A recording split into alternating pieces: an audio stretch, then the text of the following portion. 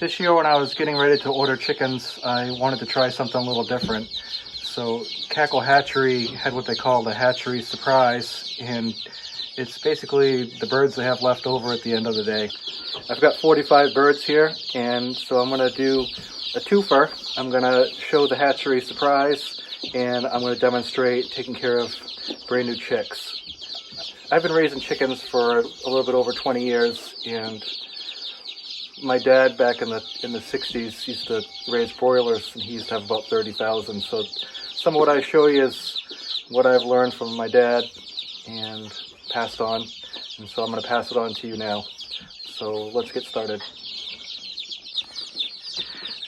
What I've found to work pretty well for more than a handful of chickens is these water troughs, and I've got a few kicking around, and because it's winter I don't need them yet. So I got the heat lamp going.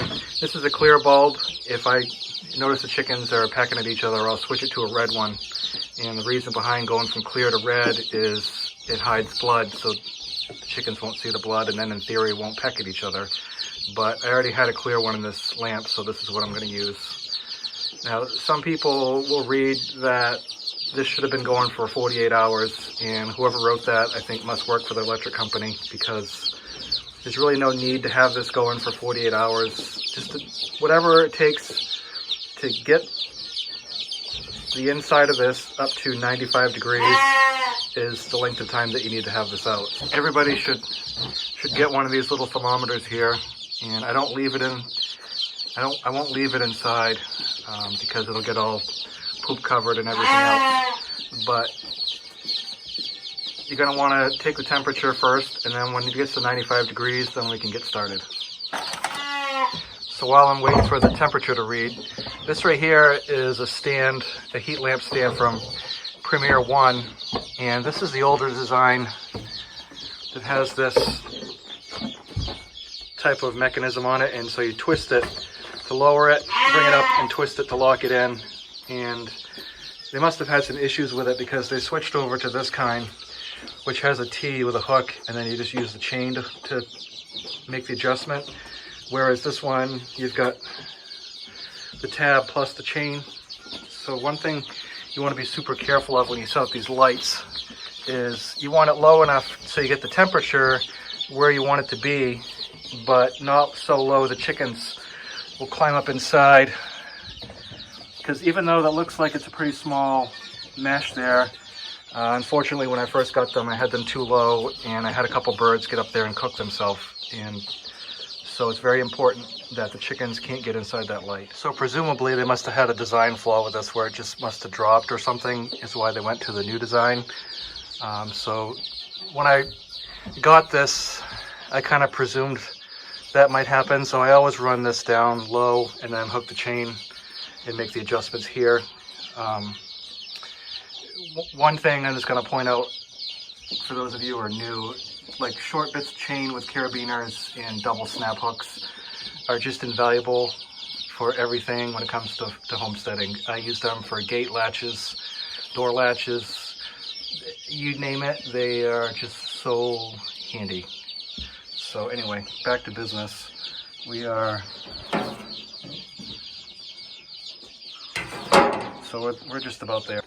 So for the first few days, we really want to put newspaper down, not shavings. And baby chicks are about the stupidest animal on the face of the earth, and they will eat the shavings. So you want to start out with paper, and then you can sprinkle some starter pellets down on the paper, and that'll get them exercising their pecking and scratching nature, and then they'll actually get food out of it instead of dirt and shavings. Once the chickens get used to that and get used to eating out of their feeder, then you can go ahead and switch some shavings in, but never use sawdust. I always use a little bit of shavings on the bottom, not too thick, just enough to cover it, and you want to change it every couple days as it starts to soil. But let's go ahead and put some babies in here. So this is just to show, here's the red light. You can see, just to show the difference between the clear light and the red light. Now these Premier One lights, I highly recommend them. They've got this shield on it, so with some of the light bulbs, they're lead soldered, and then the base separates from the bulb, and so you get this hot bulb that'll separate. And if you've got shavings, you can see where I'm going with this. Many people have lost their barn because of hot light bulbs that fell into shavings, or those clamp lights.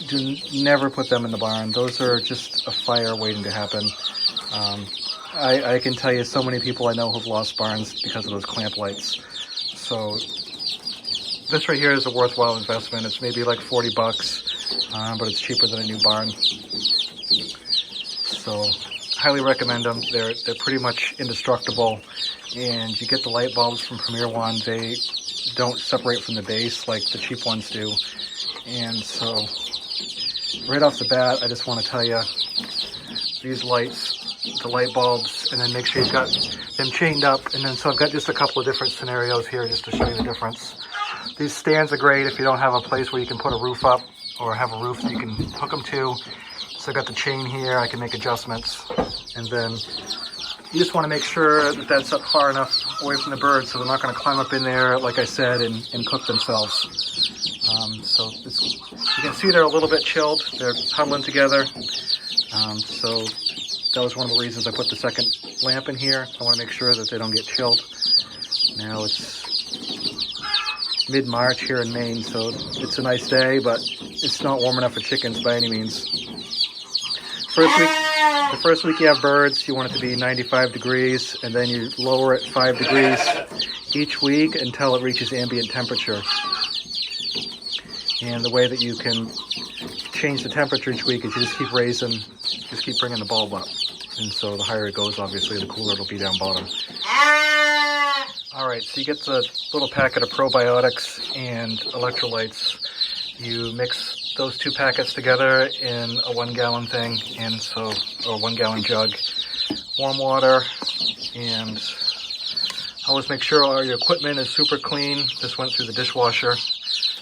So you can see it gets warmer in here now. The chickens are kind of spread out between the two lights and running around, so that's good. That means the temperature is good, and now we'll get them fed. So these straw mats that come in the box that they were shipped with makes a great base initially here to set the water on. In a few days, when these chickens are a little bit more established and they're ready to move around, I'm going to show you another trick here that will keep this from being a mess inside this box or inside this water trough. And so the next thing I'm going to do is get the food in here. So these chickens were not vaccinated for cocci, so I'm feeding them medicated feed. If you have your chicks vaccinated at the hatchery, you don't want to feed them medicated, or if you don't know, the reason being is the medicated feed will counteract the medicine that was administered at the hatchery. So when in doubt, don't use medicated. Otherwise, use medicated. It's a cheap insurance policy. Now, medicated feed doesn't eliminate coccidia, but it will prevent it. So if you've already got coccidia, then you'll need to put amprit or something in the water, but that's a whole different video. So we got the food here, and now we're just going to take some of this and just sprinkle it around. You can see they're going to go for it immediately. See that?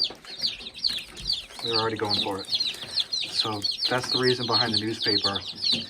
You want to get these chickens established in scratching as soon as you can. It's a natural instinct for them to want to peck and scratch, so this will encourage that by using newspaper. They can see the food, they'll go for it. Where if you just put shavings in here, they wouldn't see it, and then, it's a missed opportunity. But in about a day or two, we're going to take all this newspaper out, replace the newspaper, and we're going to keep putting newspaper in for about a week, and then we'll move on to something else. So you can be pretty liberal with putting the food around in there. You see them going for it? So that's what you want. Now, there are 2 ducks in here, and in a day or so, we're going to get these ducks out of here because ducks and chickens do not mix well. The ducks love to slough water everywhere, and a wet chick is a dead chick. So, once their wings are wet, the chick's dead, which is why here you can see I put marbles in. and you can use obviously little pebbles or stones, but I retract my earlier statement when I said there's nothing stupider than a chicken. The only thing stupider than a chicken is a meat bird or a turkey. Actually, turkeys are stupider. They'll just go in here and get wet, and then they'll get cold. So this right here kind of will alleviate them from getting so wet. So they're in the water, they're in the food, they're warm. It's kind of warm in here, so we'll just keep the water in here for a few days. So we got the gallon jug over there. That'll keep that warm for me. And because there's 45 birds, I'm actually going to get a second drinker in here. So here's the second drinker, and I just put pebbles in here just to show the difference, and the base is under there. And that'll just absorb some of the mess that they're going to make. And then, like I said, in a few days, we'll change out this water, put in the gallon waterers, get some shavings in here. But for the first week or so, you want to have newspaper, make sure they got warm water, plenty of feed, some scratch, keep an eye on the temperature, and then kind of put a little bit of a cover over the top. So one thing I didn't do that I would normally do is dip their beaks in the water, but remarkably, as soon as I put these birds in, they just went right for the water, so I didn't have to do that, and they all really figured it out very quickly. So, but you may need to do that just as a reminder. Typically what I would do with the baby chicks is when I put the water in, I would dip their beaks in it, but again, I didn't have to. So that's it for today. We appreciate you tuning in with us, and any questions or comments, please put them down below. And as always, we'd love for you to take an opportunity to subscribe, hit like, and hit the bell icon. Thanks for watching.